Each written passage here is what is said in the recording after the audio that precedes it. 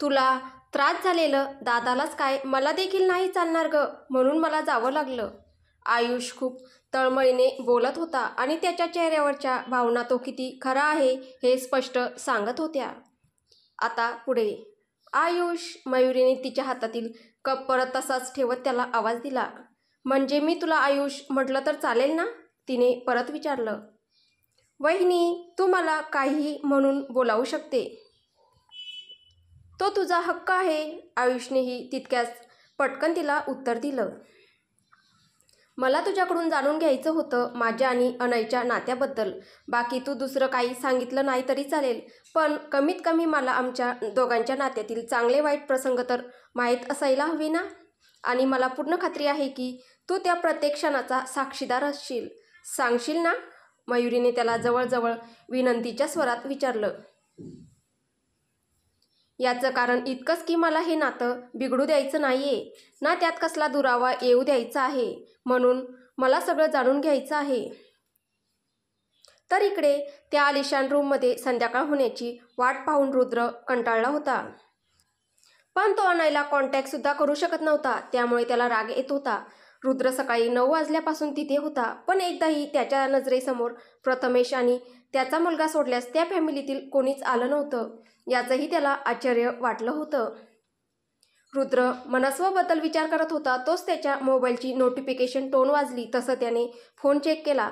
त्याने स्वतःची जी रुद्र राठोड म्हणून फेक आयडी प्रोफाईल करत होतं, अर्थात त्याच्या डिव्हाइसची सायबर सिक्युरिटी खूपच जास्त चांगली आणि हाय प्रोफाईल असल्याने त्या हॅकरला काही समजण्याआधीच रुद्रला त्याची नोटिफिकेशन मिळाले होते. रुद्रने लगेच त्याचा फोन ऑफ केला आणि पुन्हा रिस्टार्ट केला. तसं त्याच्या फोनमधील सगळा डाटा रिस्टोअर झाला, ज्यामुळे त्याच्या फोनचा IP ॲड्रेस चेंज झाला. सोबतच त्याची ती फेक प्रोफाईल ही परमनंट आहे असं समोरच्याला वाटेल अशी खात्री रुद्रला झाली. पण त्याला हेही माहीत होतं की जे जाळं त्याने त्या हॅकरला फसवण्यासाठी विणलंय ते काही काळासाठी, म्हणजेच 1.5 ते 2 तासासाठी आहे. त्यानंतर मात्र ती प्रोफाईल फेक आहे हे समजण्यापासून त्याला कुणालाही अडवता येणार नाही. पण एक गोष्ट नक्की होती की ती व्यक्ती जी कुणी होती ती नक्कीच त्याच्या एजन्सीची होती, कारण त्या हॅकरने त्याची प्रोफाईल हॅक करण्यासाठी त्यांच्या वेबसाईटचाच वापर केला होता. त्यामुळे त्या 1.5 तासात त्याला आता कसंही करून प्रथमेश आणि त्याच्या 3 पार्टनर्ससोबत मीटिंग करावी लागणार होती, कारण त्याची प्रोफाईल हॅक करणारी व्यक्ती ही नक्कीच प्रथमेशचा मुलगा मनस्व असणार याची त्याला खात्री होती. मनस्वने आणि सचिनने खूप ट्राय केलं, पण त्यांना रुद्रबद्दल काहीच समजलं नाही. शिवाय मनस्वला ही संध्याकाळच्या पार्टीसाठी भावनाला मदत करायची होती, त्यामुळे रुद्रबद्दल नंतर पाहता येईल हा विचार करून त्याने सध्यासाठी माघार घेतली आणि भावनाकडे निघून गेला. रुद्र परत एकदा प्रथमेशकडे आला. I am really sorry mister Nimbalkar, पण मला एक खूप महत्त्वाचं काम आहे आणि त्यामुळे मला इथून अर्ध्या तासाच्या आत निघावं लागेल.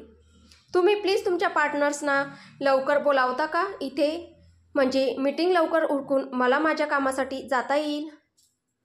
रुद्र हॉलमध्ये काहीतरी काम करत असलेल्या प्रथमेशला बोलतो. अहो, पण त्यांना असं इतक्या तडकाफडकी बोलावणं म्हणजे मला नाही वाटत हे शक्य आहे किंवा ते येतील. तसं असेल तर आय एम सॉरी, पण मला या डीलबद्दल पुन्हा एकदा विचार करावा लागेल मिस्टर निंबाळकर. रुद्रने लगेच त्याला उत्तर दिलं. रुद्र, तुम्ही तर लगेच डीललाच मध्ये आणलं. मी एकदा बोलून तर पाहतो ना त्यांच्याशी, काहीतरी सांगतीलच ना ते. मी आलोच, तुम्ही इथेच थांबा. प्रथमेश पटकन तिथून निघून गेला. त्याचवेळी रुद्रला तिथेच समोरच असलेल्या किचनच्या दरवाजातून भावनाची ओझरती झलक दिसली. त्याला ही ओळखीची वाटली, पण त्याने त्याकडे जास्त लक्ष दिलं नाही. तो तिथेच सोफ्यावर बसून प्रथमेश येण्याची वाट पाहत राहिला. थोड्या वेळाने प्रथमेश परत आला. ठीक आहे मिस्टर रुद्र, तुम्ही म्हणाल तसंच होतंय. ती तिघे अर्ध्या तासात इथे पोहोचताय. Thanks mister Nimbalkar. रुद्रने त्याच्या हातातील मोबाईल परत त्याच्या पॅन्टच्या पॉकेटमध्ये ठेवला. ठीक आहे मग, तोपर्यंत मी रूममध्ये आहे. रुद्र परत त्या रूममध्ये निघून गेला. अर्ध्या तासाने रुद्र परत हॉलमध्ये आला. यावेळी सोबत रुद्रने त्याचे गार्ड्सही सोबत ठेवले. त्याच्यासमोर अजय सावंत, संजय दिनकर, प्रथमेश आणि त्यांच्या पाठीमागे त्यांची चौथी पार्टनर जी रुद्रच्या संशयानुसार योग्य ठरली होती ती म्हणजेच वेदा जाधव, जिला पाहून त्याला काहीच आश्चर्य वाटलं नव्हतं. Nice to meet you everyone. ठीक आहे मिस्टर निंबाळकर, मला फक्त या तिघांना एकदा भेटायचं होतं. ते झालंय. तुम्ही यांना डीलबद्दल सगळं सांगून टाका. माझ्याकडून डील फायनल आहे, त्यामुळे मला वाटतं की मला आता निघायला हवं. रुद्र घाई करत बोलतो. अहो पण हे बघा, मला खरंच खूप महत्त्वाच्या कामाला जायचंय आणि मी म्हटलो तर आहे की आता डील ही फायनल. मग प्रॉब्लेम काय आहे? रुद्रला प्रथमेश काही बोलणारच तोच वेदा त्याच्याजवळ आली. प्रथमेश, जाऊ देत त्याला, आज बॉस येणार आहे इथे, त्यामुळे हा इथे नसलेलाच बरा. वेदा प्रथमेशच्या कानात बोलते. ठीक आहे मिस्टर रुद्र, तुम्ही जाऊ शकता. डीलबद्दल जे काही असेल ते आपण फोनवर बोलूया. Thank you so much and bye. Rudra तिथून लगेच निघून गेला. वेदा, ते खरंच इथे येणार आहे का? कारण इतकी वर्ष त्यांनी कधीच इथे येण्याची रिस्क नाही घेतली, मग आज अचानक असं काय झालं म्हणून ते इथे येत आहे? प्रथमेशने नकळून काळजीने विचारलं. माहीत नाही, पण नक्कीच काहीतरी खूप महत्त्वाचं आहे. वेदा तिला जितकं समजत होतं तितकं बोलते. तोच एक कार बाहेरच्या आवारात थांबल्याचा जोरात आवाज येतो तसं सगळे सावध होतात. ते आलेत. प्रथमेश काही बोलणार तोच भावना आरतीची थाळी घेऊन पुढे झाली. बाबा तिथे का थांबले? आत या ना, भावना बोलली आणि त्याचवेळी राम दरवाजात येऊन थांबले. रुद्र परत त्या अनयच्या फ्लॅटवर आला. त्यांच्या प्लॅनप्रमाणे अनय आधीच तिथे येऊन थांबलेला होता आणि रुद्रने त्याच्या कपड्यात लपवलेल्या मायक्रो कॅमेऱ्यातून तो प्रथमेशच्या घरी घडणाऱ्या सगळ्या घटना लाईव्ह पाहत होता. त्याचबरोबर रुद्रने संधी साधून तिथे हॉलमध्ये अजून एक हिडन कॅमेरा लपवला होता, त्यामुळे तो तिथून निघून गेल्यावरही अनयला तिथे घडणाऱ्या सगळ्या घटना लाईव्ह दिसत होत्या. वेदाला तिथे पाहून आधीच शॉकमध्ये असलेल्या अनयला, रामला म्हणजेच त्याच्या दद्दूला तिथे पाहून खूप मोठा शॉक बसला होता. ज्यावेळी रुद्र तिथे आला त्याला फक्त बंद लॅपटॉपच्या स्क्रीनकडे एकटक पाहणारा अनय दिसला. अनय, तुला आता समजलंच असेल की कोण आहे प्रथमेश निंबाळकरांचा चौथा पार्टनर. तसं तर मला आधीपासूनच शंका होती, पण आज पुराव्यासह खात्री झाली. तुझं काय म्हणणं आहे या सगळ्याबद्दल? रुद्र स्वतःच्याच तंद्रीत आत येत बोलत होता. त्याने जर अनयकडे नीट लक्ष दिलं असतं तर त्याला समजलं असतं की अनय नक्कीच कसल्या तरी खूप मोठ्या शॉकमध्ये आहे. अनय, रुद्र परत त्याला आवाज देतो. अनय, मी तुझ्याशी बोलतोय, ऐकतो आहेस ना? पण अनयचा काहीच रिप्लाय नाही. हे बघून तो अनयकडे पाहतो तर त्याला अनय एकटक लॅपटॉपकडे पाहत काहीतरी ओठातल्या ओठातच फुटफुटताना दिसला. तो काय बोलतोय हे ऐकण्यासाठी रुद्रने त्याचा चेहरा अनयजवळ नेला. संपलं, सगळं संपलं. आता काहीच नाही होऊ शकत. काहीच नाही. सगळं नष्ट झालं, बर्बाद झालं सगळं. ही एकच ओळ तो सतत म्हणत होता. तर इकडे भावना, मला प्रथमेश आणि बाकी सगळ्यांशी थोडं बोलायचंय. तू आणि मनस्व प्लीज थोड्या वेळासाठी आत जाता का? राम हॉलमध्ये आल्यावर मनस्ववर एक नजर टाकत बोलता. हो बाबा, का नाही, तुम्ही बोला, मी मनूला घेऊन जाते आत.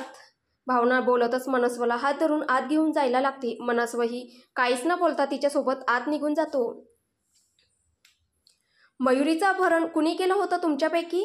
राम अगदीच रागात बोलता आणि त्यांचं बोलणं ऐकून बाकी सगळे आश्चर्याने त्यांच्याकडे पाहायला लागतात. तुम्ही काय बोलताय? आम्हाला सगळ्यांना काही समजत नाहीये. प्रथमेश बाकी तिघांच्या चेहऱ्याकडे पाहत लगेच बोलतो. तसं सगळेच मान हलवत त्यांची संमती देतात. आणि तसं काही असतं तर अनयने मला नक्कीच त्याबद्दल सांगितलं असतं. वेदाही बोलते. त्याने यावेळी मला सुद्धा सांगितलं नाहीये की तिच्यासोबत नक्की काय घडलं. तर तुला वाटतं तो तुला सांगेन? राम तितक्याच रागात बोलता. म्हणजे त्याला माझ्यावर संशय आला आहे का? वेदा काही स्वतःशी तर काही इतरांशी बोलते. ते मला काही सांगता यायचं नाही, कारण सध्याचं अनयचं वागणं खूप जास्त विचित्र झालं आहे. पण आता मुद्दा तो नाहीये. आता मुद्दा हा आहे की मयुरीचं अपहरण नक्की कुणी केलंय. कारण तिच्यासोबतही तेच घडलंय जे काही वर्षांपूर्वी आपण सगळ्यांनी भावनासोबत केलं होतं. कुणीतरी तिला ही त्याच मेडिसिन दिल्या आहे ज्या आपण भावनाला दिल्या होत्या आणि त्यामुळे आता ती तिचा अगदी सगळा म्हणजे सगळा भूतकाळ विसरली. जी मेडिसिन तिला दिली होती ती फक्त प्रथमेशच्या इल्लीगल रिसर्च सेंटरमध्ये आहे. मग तिचं अपहरण करणाऱ्यांना ती मिळाली कुठून? मी तुम्हाला सगळ्यांना वॉर्न करतोय. काही चुकीचं केलेलं असेल किंवा तुमच्यापैकी कोणी एक फितूर झालं असेल तर आत्ताच सांगा. नंतर मला जर सत्य समजलं तर मी कुणाचं काहीच ऐकून घेणार नाही. खूप मेहनतीने आणि खूप साऱ्या लोकांचा जीव घेऊन मी ही जी इमारत उभी केली आहे ती कुणाच्याही मूर्खपणामुळे मी ढासळू देणार नाही. समजलं तुम्हाला? खरं तर आपलं ठरलेलं असल्याप्रमाणे मी इथे येणार नव्हतो, पण जे काही मयुरीसोबत घडलंय त्याने मला इथं येण्यास भाग पाडलं. नाहीतर मी नेहमीप्रमाणेच भावनाला भेटलो असतो. हे बघा, तुम्ही म्हणताय तसं आमच्यापैकी कुणीच मयुरीसोबत काहीच केलेलं नाहीये. आणि जर तुम्हाला असं वाटतच असेल तर ठीक आहे, मी या सगळ्या प्रकरणाचा शोध घेऊन त्या व्यक्तीला शोधून काढेल जिने आपल्या या चांगल्या चालू असलेल्या खेळात घोळ घातला आहे. प्रथमेश रामचा राग शांत करण्यासाठी बोलतो. आणि तुम्हीही भावना आणि मनस्वला भेटून लवकर निघून जा. कुणी जर तुम्हाला इथे पाहिलं तर आतापर्यंत जे काही जमवलं ते सगळं संपून जाईल. पण जमेल तितक्या लवकर शोध घ्या त्या व्यक्तीचा, म्हणत राम आत निघून गेले. पण बाकी सगळ्यांच्या चेहऱ्यावर टेन्शन सोडून गेले. 2 दिवसानंतर अनयचा फ्लॅट. वेळ सकाळची. फ्लॅटच्या बाहेरच्या आवारात रुद्र कुणाची तरी वाट पाहत इकडून तिकडून एडजारा मारत होता. तोच गेट समोर एक ब्लॅक कलरची कार येऊन थांबली आणि त्यातून मनस्व बाहेर आला. मनस्वला आलेलं पाहून रुद्र लगेच पुढे गेला. प्रथमेशच्या घरून आल्यावर रुद्रने लगेच शार्कला कॉन्टॅक्ट करून मनस्वबद्दल इन्फॉर्मेशन मिळवली होती आणि हे कन्फर्म केलं होतं की मनस्व नक्की कुणाच्या बाजूने आहे. त्यानंतर जेव्हा त्याने प्रथमेशच्या घरी लावलेल्या आणि त्यातील सेव्ह झालेल्या सगळ्या व्हिडिओ फुटेज पाहिल्या तेव्हा त्याला समजलं की वेदा जरी चौथी पार्टनर असली तरी या सगळ्यांचा बॉस हा राम आहे. आणि म्हणूनच या विषयावर बोलायला म्हणून त्याने मनस्वला इथे बोलावलं होतं. हॅलो मिस्टर जॉन, मनस्वने समोर आलेल्या रुद्रला ग्रीट केलं. हॅलो जोसेफ, रुद्र त्याला आत घेत म्हणाला. तोच त्याचं लक्ष मागून येणाऱ्या सचिनकडे गेलं. तुम्ही मला मनस्व म्हटलं तरी चालेल सर, आणि हा सचिन आहे. माझा खूप जास्त विश्वासू माणूस आहे. डोंट वरी, काळजी करण्यासारखं काहीच कारण नाहीये. मग ठीक आहे. आणि हो, तूही मला रुद्र म्हणू शकतो. ठीक आहे, माझी काहीच हरकत नाही. मनस्व बोलत असताना रुद्रचं लक्ष मात्र त्याच्या चेहऱ्याकडेच होतं आणि त्याला जाणवलंही की काहीतरी आहे जे मनस्वला त्रास देतंय किंवा त्याला ते रुद्रशी बोलायचंय पण बोलता येत नाहीये. मनस्व, तू म्हणजे तुला जर काही बोलायचं असेल किंवा विचारायचं असेल तर तू कसलाही किंतु न बाळगता माझ्याशी बोल. तसं बोलायचं तसं काही नाहीये. मला फक्त हेच विचारायचंय की मी इथे आल्याचं आणि मी खरा कोण आहे याबद्दल अनय सरांना काही माहीत आहे का? म्हणजे त्यांनी काही हरकत नाही घेतली का यावर? त्यांना चाललं मी इथे आलेलं माहीत नाही का? पण अनय समोर जायला मनस्वला खूप जास्त ऑकवर्ड वाटत होतं. खरंच सांगायचं झालं मनस्व तर अनय जेव्हा त्याला समजलं की या सगळ्या खेळामागे त्याचे दद्दू आहेत तेव्हापासून त्याने स्वतःला एका रूममध्ये बंद करून घेतलंय. ना कुणाशी बोलत ना रूम बाहेर येत. त्याने तर मला ही आतमध्ये येऊ दिलं नाही. ना तो मयुरीला भेटायला गेला ना इथे आलेल्या त्याच्या भावाला भेटला.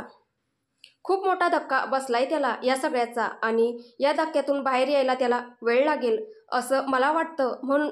पण त्याची या धक्क्यातून बाहेर येण्याची वाट मी नाही पाहू शकत. परिस्थिती नियंत्रणाबाहेर जाण्याआधी मला या प्रकरणाला तिच्या निकालापर्यंत पोहोचवायचंय आणि म्हणूनच मी अनयला न विचारता तुला इथे बोलावलंय. मला तुझ्याकडून सगळी इन्फॉर्मेशन हवी आहे. रुद्र आत घरात येत बोलतो. त्याच्या पाठोपाठ मनस्वही येतो. त्याला फक्त धक्का बसलाय, पण इतक्या वर्षांपासून माझी आई आणि बहीण जे सहन करताय किंवा त्यांनी जे सहन केलंय त्याचं काहीच नाही. कारण का तर त्या फक्त स्त्री आहे म्हणून. मनस्व ओठातल्या ओठात पुटपुटला. काय म्हणाला मनस्व? तो काय बोलला हे न कळून रुद्रने विचारलं. काही नाही, तुम्ही बोला, मी ऐकतोय. माझ्याकडून तुम्हाला तुमच्या हव्या असलेल्या सगळ्या प्रश्नांची उत्तरे मिळतील जर मला ती माहीत असतील तर. मी हे म्हणत होतो की तू या सगळ्यात कसा पडलास, म्हणजे तुला हे सगळं कसं समजलं की मिस्टर प्रथमेश तुझे वडील नाही, हे तुला कसं समजलं? रुद्रने मनस्वच्या नजरेला नजर देत विचारलं. त्याला समजत होतं की नक्कीच तो मनस्वच्या दुखऱ्या नसवर बोट ठेवतोय, पण आता त्याने ठरवलं होतं की काहीही झालं तरी सत्यापर्यंत पोहोचून गुन्हेगारांना त्यांच्या कर्माची शिक्षा देऊन मगच परत जायचं. तर पुढे काय होईल हे आपल्याला पुढच्या भागात पाहायला भेटेल. तुम्हाला ही कथा कशी वाटते आहे कमेंटद्वारे नक्की कळवा. आणि कथा आवडत असेल तर व्हिडिओला लाईक करा, शेअर करा आणि आपल्या चॅनलवर कोणी नवीन असेल तर चॅनल सबस्क्राईब करा. धन्यवाद.